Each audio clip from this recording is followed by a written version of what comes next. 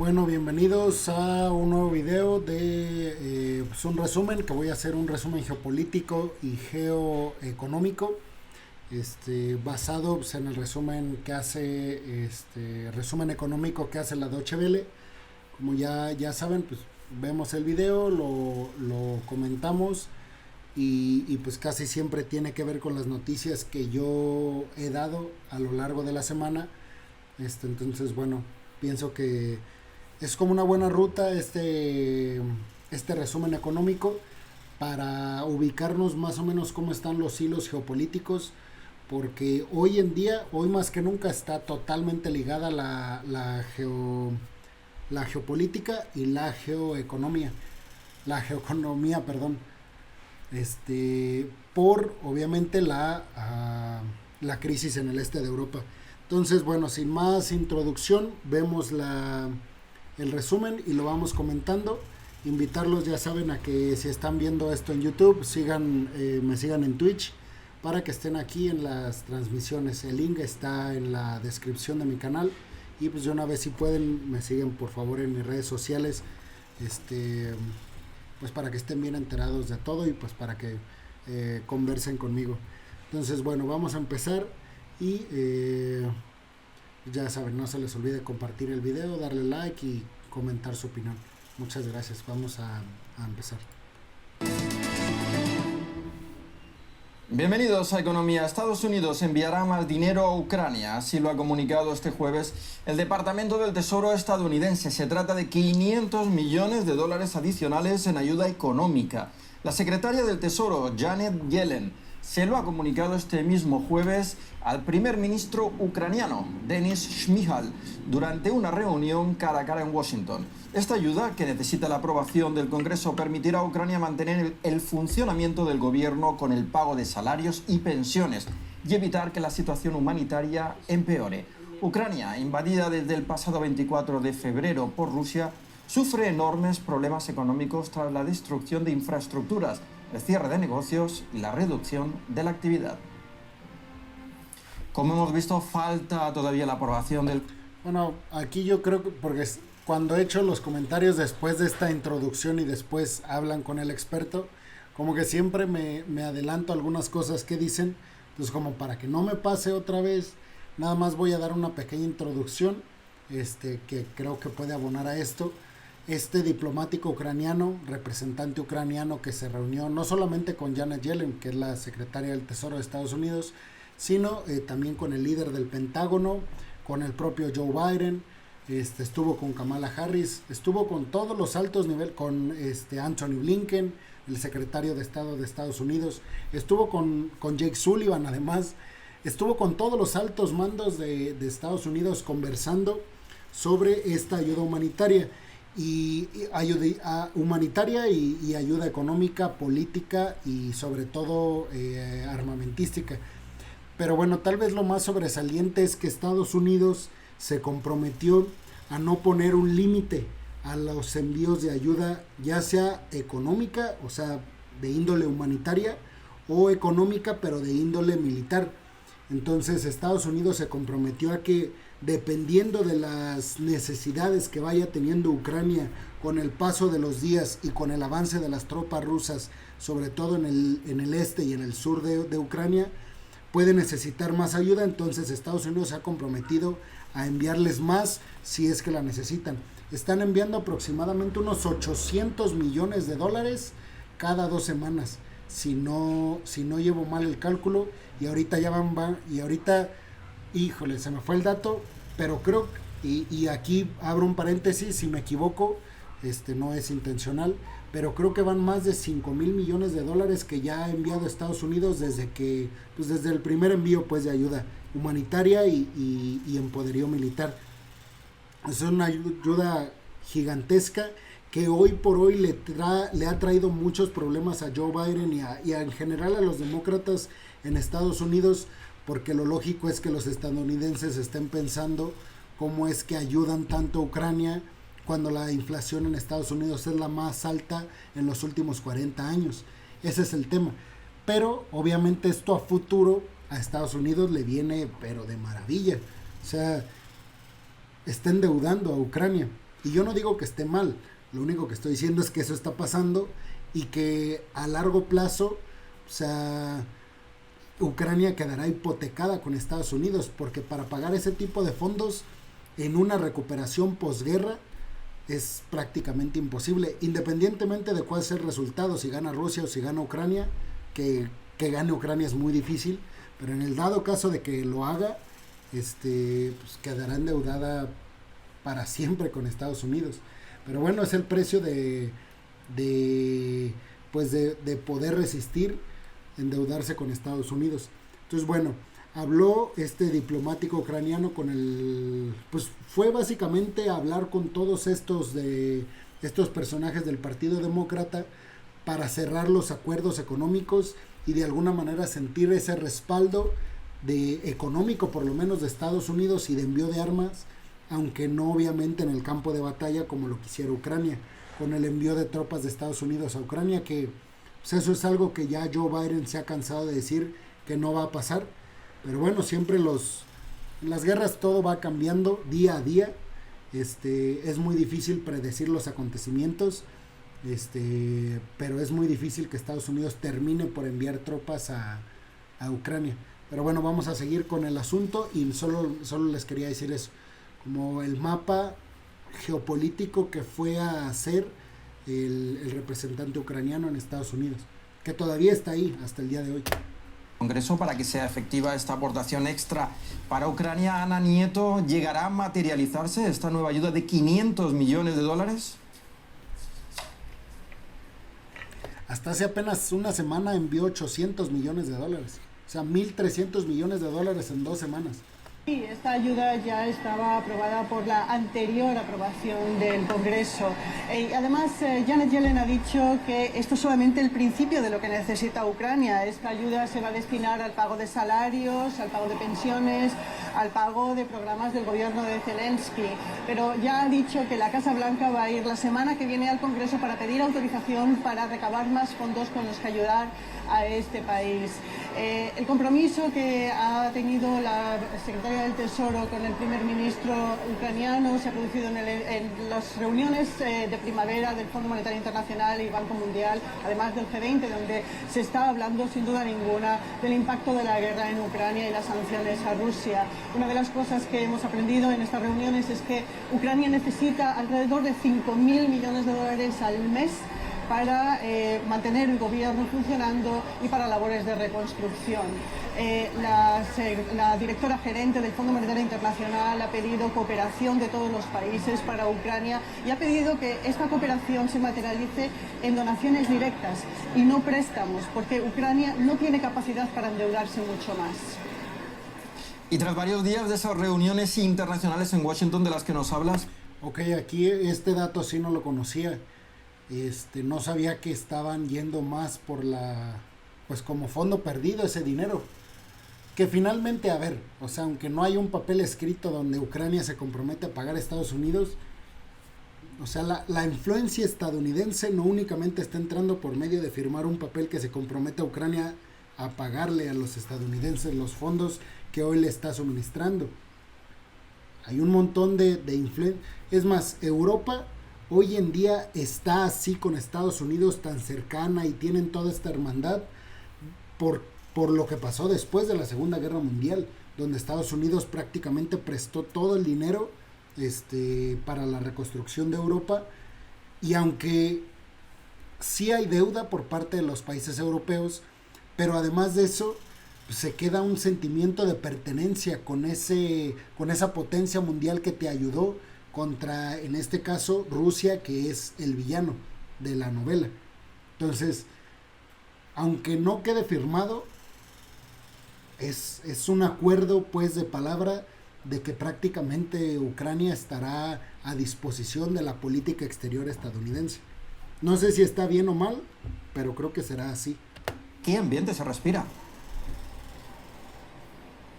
Pues de mucha tensión, de bastante tensión. Hoy jueves el Comité Financiero y Monetario del Fondo Monetario Internacional no ha podido aprobar su tradicional comunicado al término de la reunión porque no ha habido unanimidad. Rusia no ha querido aprobar un documento en el que se criticaba la guerra. Ahora mismo esto se une a la reunión que ayer, el G20, en la que se vio que los ministros se levantaban de la reunión cuando tomaba la palabra el ministro ruso.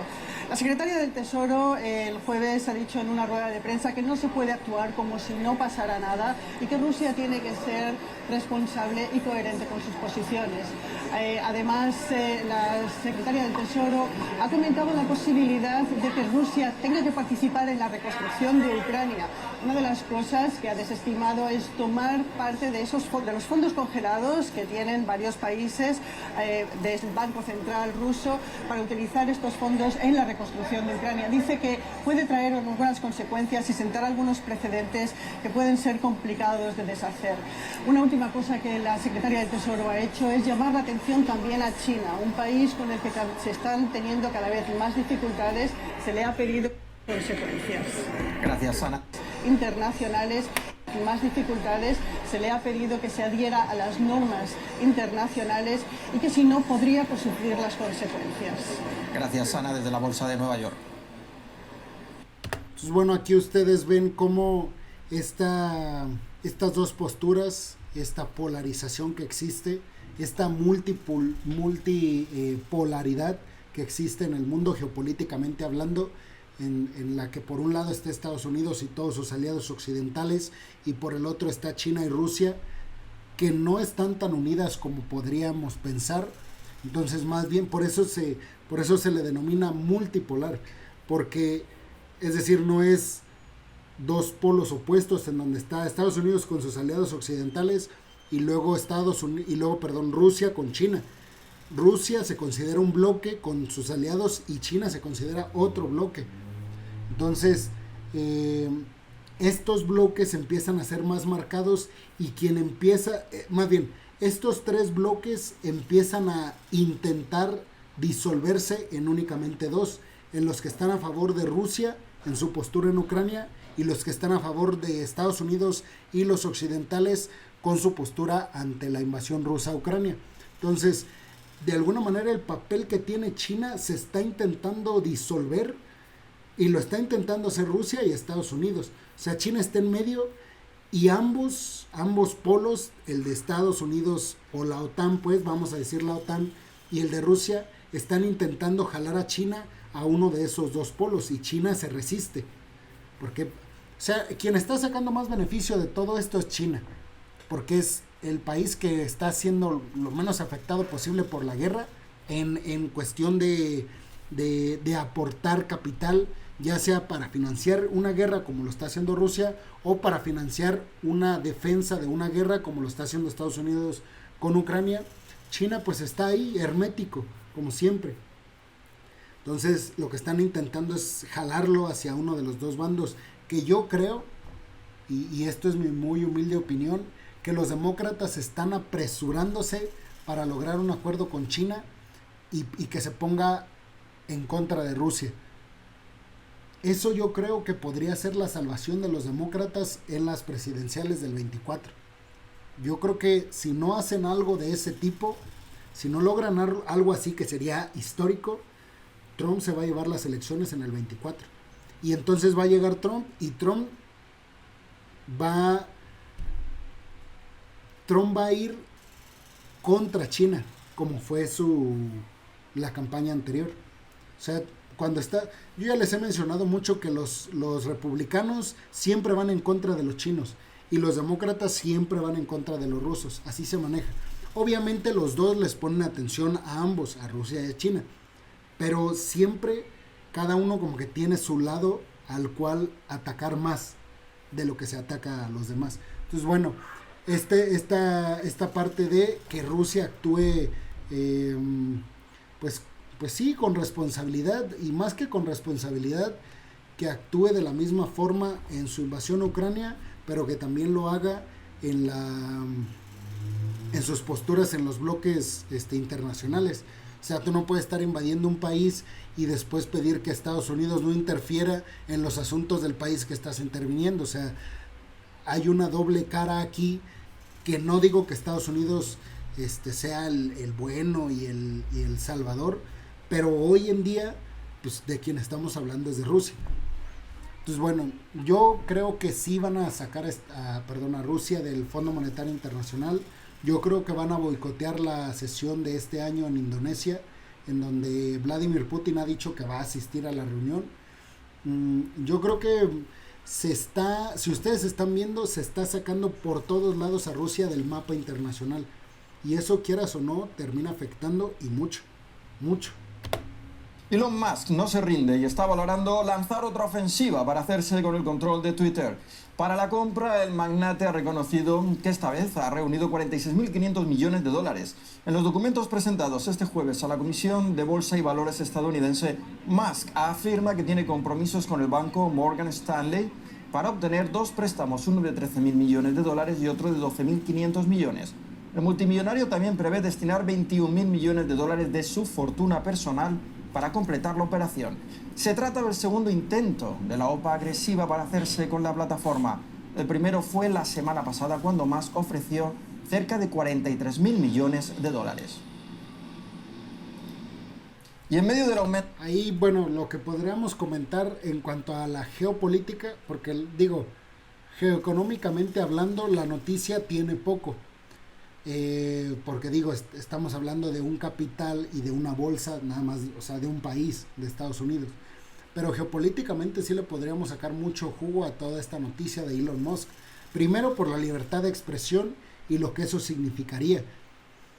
Porque ustedes saben que Trump fue censurado en Twitter y en Facebook. Inmediatamente después, pues hubo una opinión dividida, de los cuales está la postura de sí tenemos que tener libertad de expresión, pero hasta un punto en el que no dañes y no desinformes a las personas. Pero las otras personas dicen, pues es que ¿quién va a decidir qué es desinformación y qué es no proteger? O sea, ¿quién va a decidir qué información me conviene a mí consumir? Finalmente es censura, por donde quiera que se le vea es una forma de censura. Entonces, bueno, está la otra parte que dice, ok, queremos libertad de expresión completa. Eso es lo que ofrece Musk si logra comprar Twitter. Una libertad de expresión totalmente al 100% en Twitter, en donde quien sea pueda decir lo que sea, que yo creo que es una declaración populista, porque finalmente hay cosas que no puedes permitir. O sea, no puedes estar hablando de sustancias prohibidas, no puedes estar hablando de delitos contra personas, o no puedes estar persiguiendo a personas por su ideología, por sus preferencias sexuales, etcétera, etcétera. Esas son cuestiones que por humanidad sabemos que están mal, pero volvemos a lo mismo. O sea, ¿quién dice qué está bien y qué está mal? Hoy en día lo dice Zuckerberg en Facebook y quienes controlan pues las redes sociales. Entonces Musk llega para el público de Twitter como esta opción de cero censura y total libertad, que repito, yo creo que es populista, pero sin lugar a dudas esto podría ayudar.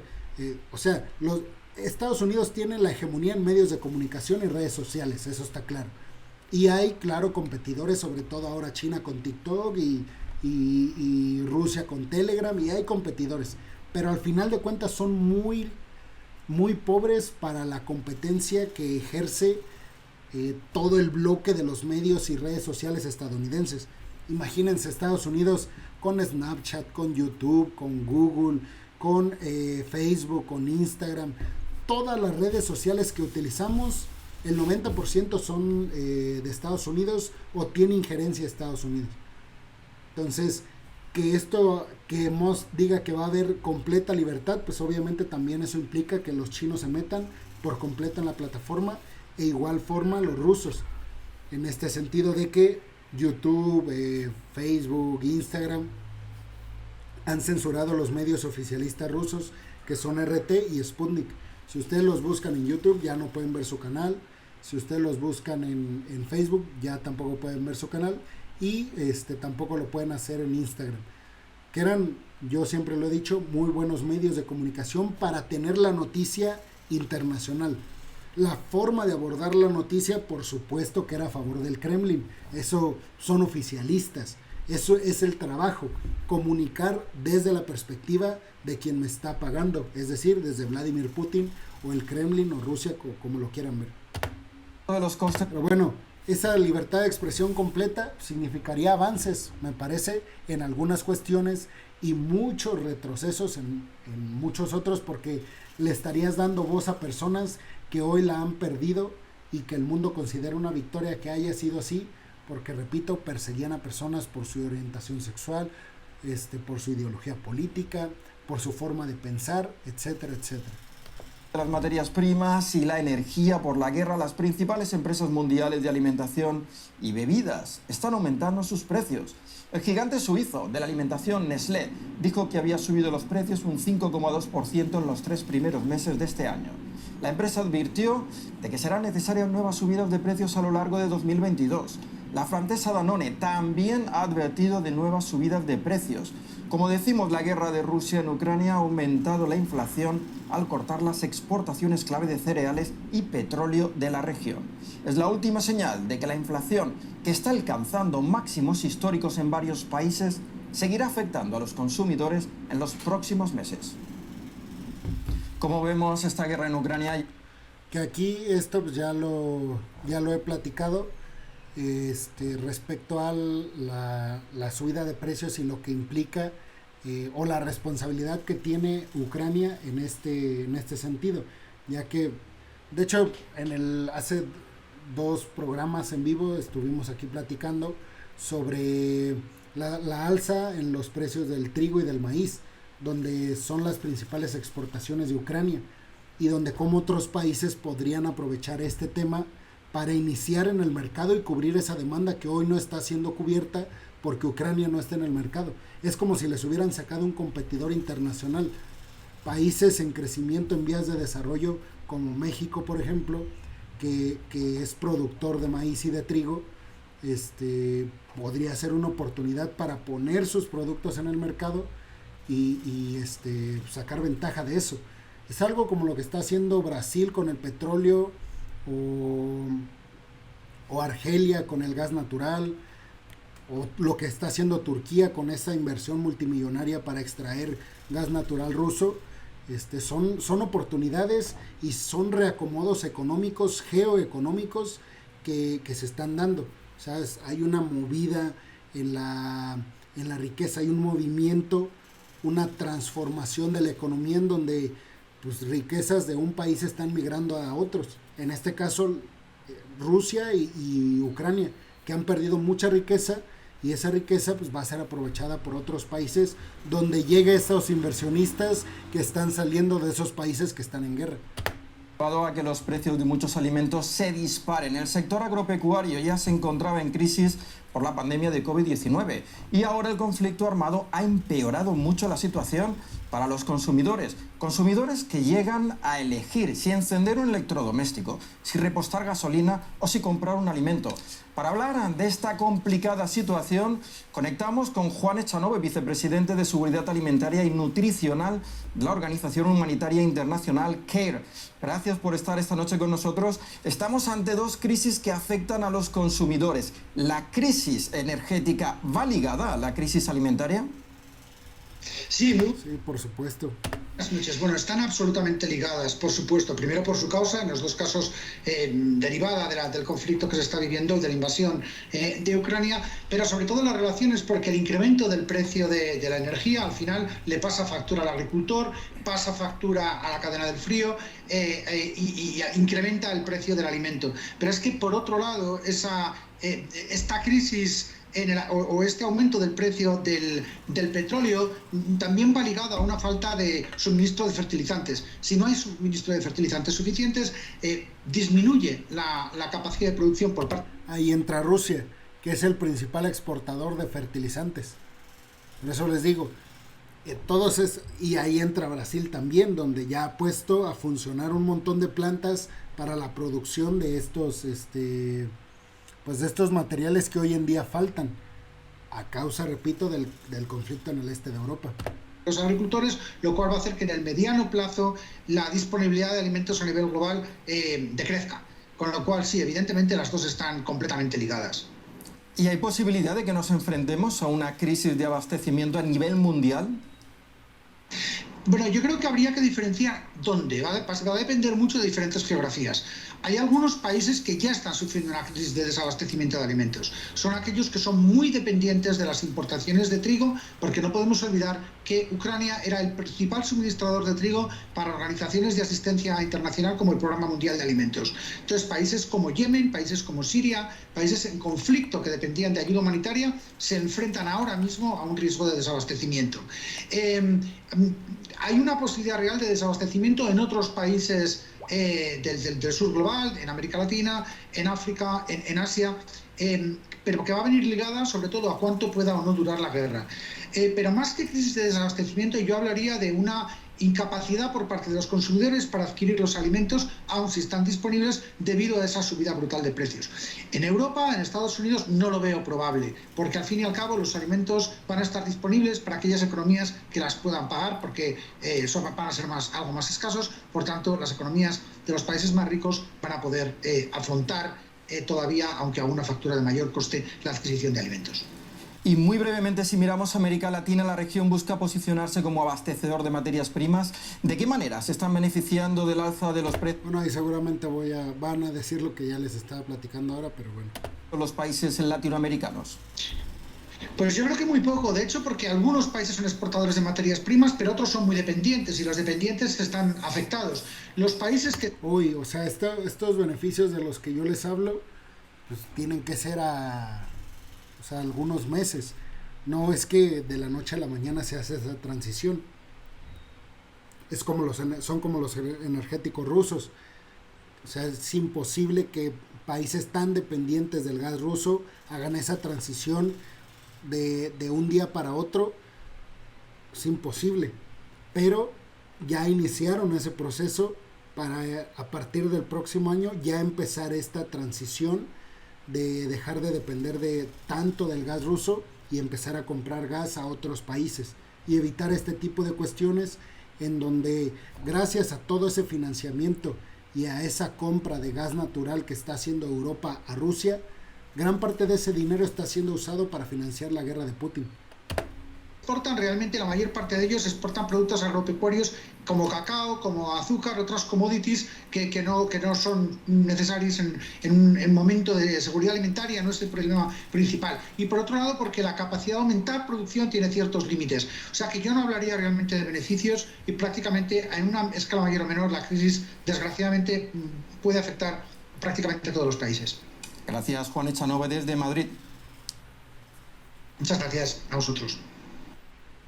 Cambiamos de tema. Han pasado 9 años desde que la fábrica textil Rana Plaza se derrumbase en Bangladesh.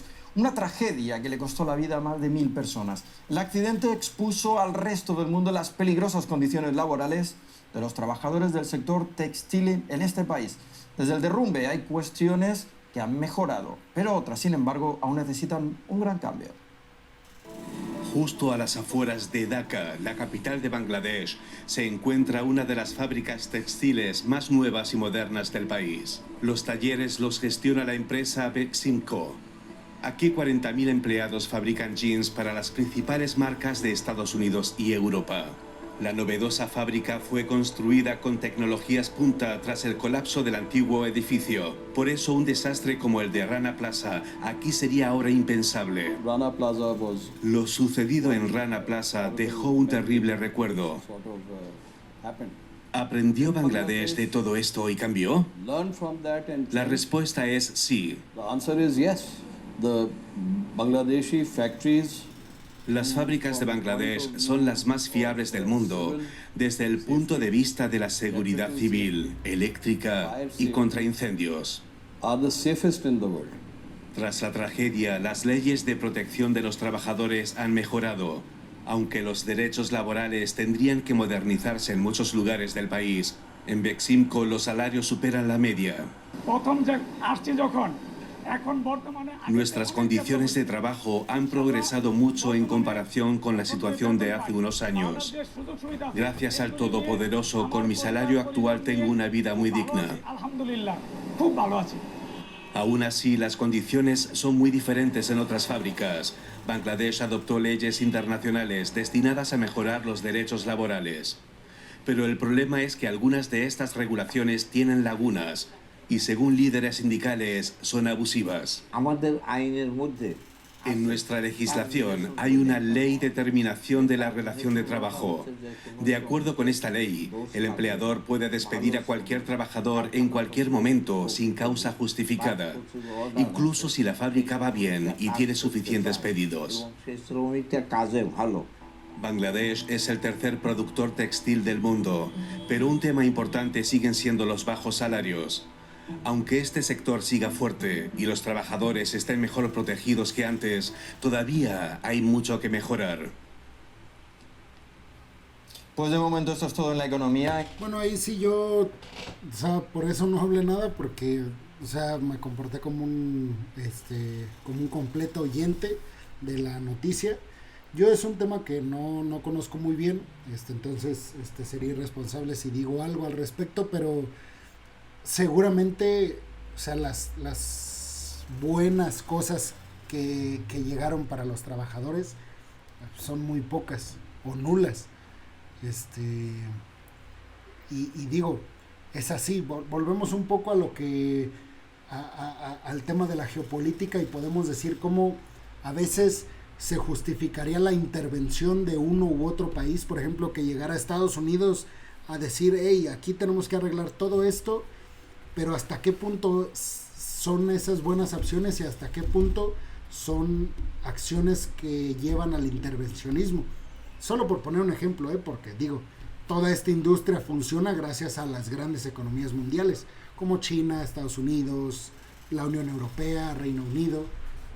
Entonces, bueno, pues eso yo siento que sería todo también de mi parte. Muchas gracias a las personas que vean este en vivo. Y muchas gracias a las personas que vean esto en YouTube. No se olviden de suscribirse al canal o seguirme en mis redes sociales, seguirme en Twitch. Nos vemos el lunes. Nos vemos el lunes con otro en vivo más. Muchas gracias. Hasta luego.